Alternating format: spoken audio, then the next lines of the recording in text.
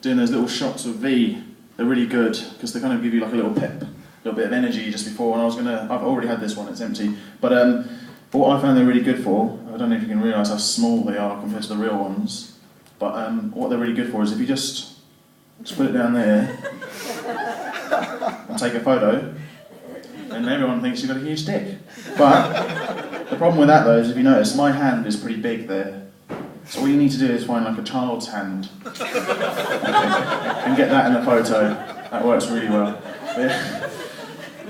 Yeah, also, like I said, I'm a little bit nervous, a little bit afraid. And I was looking up what the fear of doing stand-up comedy on a Monday night was, and it's not really, they don't really have a phobia. So, but I did find like a list of really cool phobias, and there's 4 which I just want to share with you guys. And the first one is it's Iraqi bati phobia. I don't know if you guys know what this is. I'm sorry if you guys have got it and I pronounced it wrong. It's the fear of peanut butter sticking to the top of your mouth. How does that happen? How do you find that though? Do you just like, you're trying to bread and butter and you just put the peanut butter on and you go... and then you get scared? Oh, I don't know. And then there's lupus slipidapophobia. The fear of wolves, but it gets better. The fear of wolves chasing you around a kitchen while you're wearing slippery socks. How do you discover you got that one? Do you just purposely let a wolf into your house just to test it out, to find out if you've got that phobia? I don't know. Then there's sorry if I get this wrong, because it's a really long one, and I really feel sorry for people who've got this. Hippomonstrosaquipedalophobia, the fear of long words. It's like the longest one as well. And then my favourite, duxytrichophanophobia. That is, I don't know if anyone knows this one, the fear that somewhere out there a duck is staring at you. It's just awful. But anyway, the other thing which I used to be quite afraid of when I was a few years ago was actually just meeting women. Like, I'm a bit of a weird guy, and I don't know if you can read my shirt, but yeah, that's probably one of the ways. But I'm not going to read it out there. I don't want anyone to know what it says if they can't read it. But what I used to do was I used to go on like online dating websites, and one of the ones I started up myself was an Amish dating website. No one know what the Amish do. Yeah, the Amish aren't people who have a fetish for arms. They're people who don't use technology. So it's a bit of a... 20 people, not one of them go. The other thing I used to do was I went on a Muslim dating website, but I had to be a postman, so I'm a bit slow as well. Yeah? Oh god. And I went on the Muslim social website as well, Book. No? Sorry, it's all new stuff. It's a bit of a slow one. Later on, you'd be like, oh, Book, because it was Facebook without the. Oh, yeah. Right, yeah. Fuck.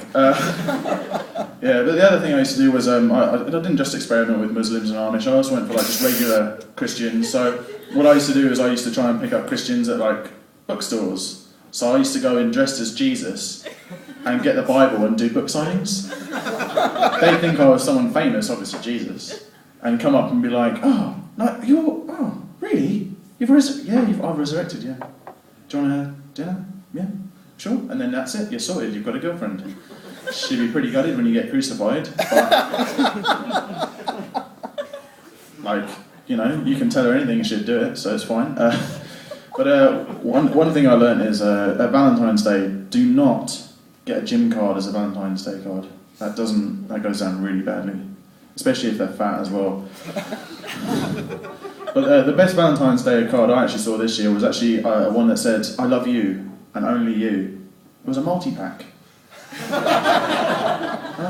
It's brilliant. But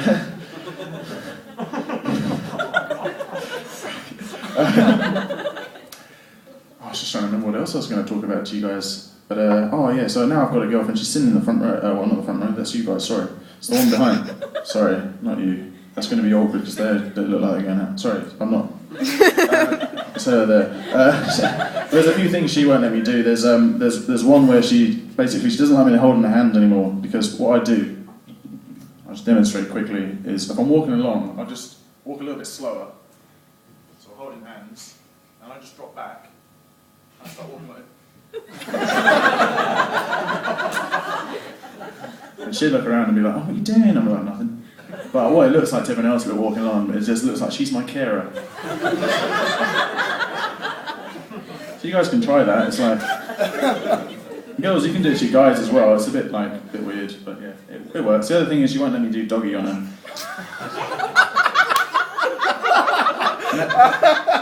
That's basically because she has this fear that if there's a mirror in front, it will look like she's got balls. Which, if you think about it, it's kind of true.